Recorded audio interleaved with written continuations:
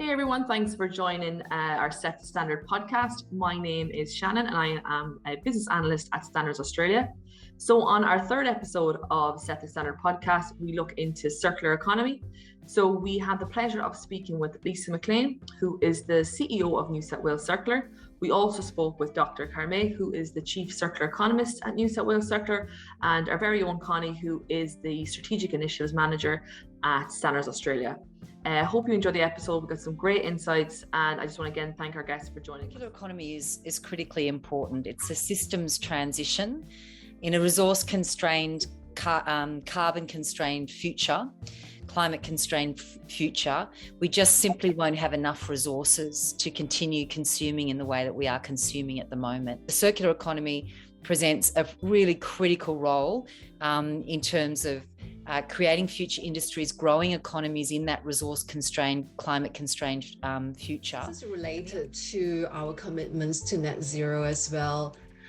Collectively, state and territory governments, as well as the federal governments, have been ramping up action in this area.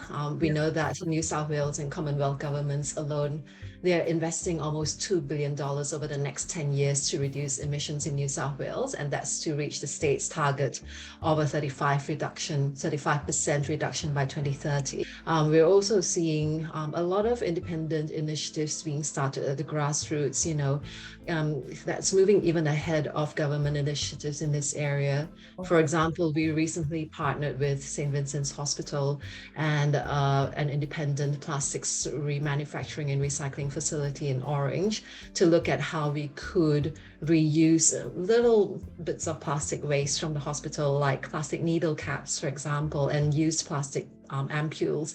These are the sorts of waste which are, traditionally put into your clinical waste bins because they're just discarded as part of your injection process, but they're actually really clean. So if you actually make the effort to separate them, you can collect a really nice, high quality, clean stream of plastic, which then goes to a local recycler. So the role of the circular economist, as we are, gradually developing the definition and it's evolving as we go along, is to really look at where those markets and the components of that loop aren't functioning effectively and looking at where there are untapped opportunities.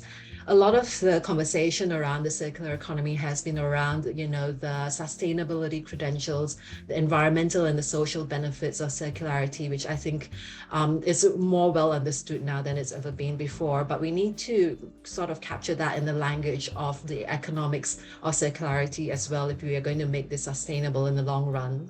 The main challenge, well, there are two really. I think one is the data and the taxonomies that are available to capture circularity.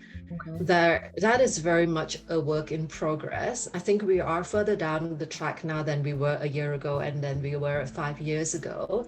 But a lot of the accepted taxonomies still revolve around recycling and volumes of waste being recycled. And that is great. And we want to see that work continue. But it's important to broaden that out beyond that to the other parts of the circular supply chain as well.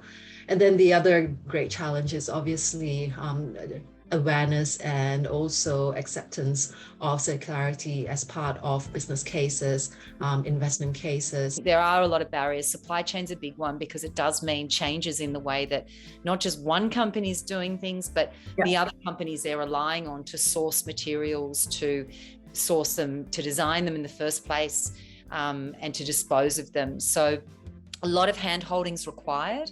And we need standards as well, because everybody's looking for guidance. What we're particularly interested in is how do we scale circular economy? So while it might be working at a much smaller scale, what we want to see is bigger scale. And to do that, we really do need more structure around standards. Others are around recycled water systems.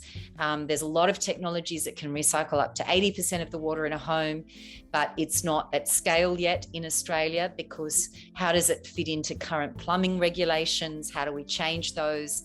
Where's the consumer protection around the standards of quality of delivery? And so there's a lot of technical issues. Pretty much everywhere you look, there's an example of something we've got to do to fix that. We'd absolutely hope so. Look, I think the thing about circular economy is it is very different depending on the country. that it's applied to. So if you look at Finland, for example, it's a totally different economy, large imports and other things. I think they've set targets for 100% circularity by 2025. You know, how do resource dependent countries, you know, particularly like Australia, how do we change our economy, and what are those opportunities for us? And I'll hand over to Kar Mei in a sec, but just to say that, you know, geopolitics and changes like China's sword have been a gift in terms of us relooking and reassessing jobs and supply chains and doing things differently. But it is very much, it has to be worked out at a country by country level, I think, because the economies do differ. I think what's happening overseas is going to have a huge knock-on effect on Australia, if I'm perfectly honest. We have one as among our biggest economic risks, but also one of our biggest economic opportunities is the fact that most of our exports are going to economies which have now committed to net zero emissions by the middle of this century. So we really need to think seriously about what that means in terms of our production profile. I know we've had a lot of conversations in, you know, sustainability circles about the impact of things like cross-border adjustment mechanisms that are being introduced by the EU, for example, that are going to put a tax on imports from countries without comparable carbon pricing, such as Australia.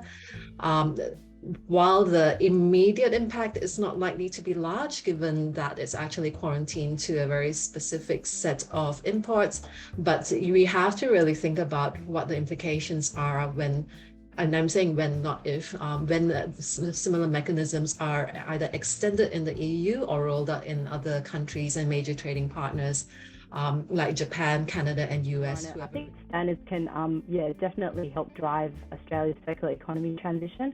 And I think the most important contribution is probably developing an agreed common language, and that will enable effective exchange of information and expectations between manufacturers, suppliers, consumers. It also helps to promote interoperability and also remove those trade barriers that Kar Mei mentioned. We've recently established a national mirror committee to mirror the international standards work occurring in ISO TC 323. So this group are at the moment looking at various aspects of the circular economy, including developing the common language around frameworks, principles, guidance on business models and case studies, as well as frameworks and data on measuring circularity. We've also set up a circular economy advisory group made up of influential leaders, and we're very privileged to have Lisa on our advisory group, along with leaders from APCO, ACOR, Planet Arc, Department of Agriculture and CSIRO. And the focus of this group is to advise Standards Australia on the priority areas for Australia to lead and influence, and also to provide a sounding board as we seek to circularise our entire standards catalogue and align to the UN Sustainable Development Goals. Sorry, I definitely do. I think that, you know, this is actually the digital transformation has been really critical in rethinking this you know, heavy linear approach to not just infrastructure and business, but also consumption. And it's allowing a lot more possibilities, like, for example, companies that you can sign up to an app in a council and have any waste picked up at your door. There's these services now at the moment. I would really love to see our entire investment community united in terms of what constitutes sustainable investment. Kar Mei's made an excellent point. My feeling on this is that we actually just need to move quickly on policy. So we actually need to understand that circularity isn't just sitting in waste. We're looking at what that future economy looks like. Yes, it's going to be zero carbon, but it must be circular as well. It's just not enough for us to be cutting carbon. We actually have to be designing out waste as well. Mine is probably a summary of Kar Mei and Lisa's, and that is that circular economy actually becomes the norm in terms of the way we do things. It becomes BAU. Thank you so much for coming on. We really appreciate it. It's great to get your insights. Thank you so much. Thanks for tuning in, guys. I just want to once again thank our guests for joining us and giving us some incredible insights. Our podcast is now on Spotify, which so you can listen to there, or on our regular channel on YouTube. But thank you for joining, and any feedback or comments, please reach out and let us know. Thank you.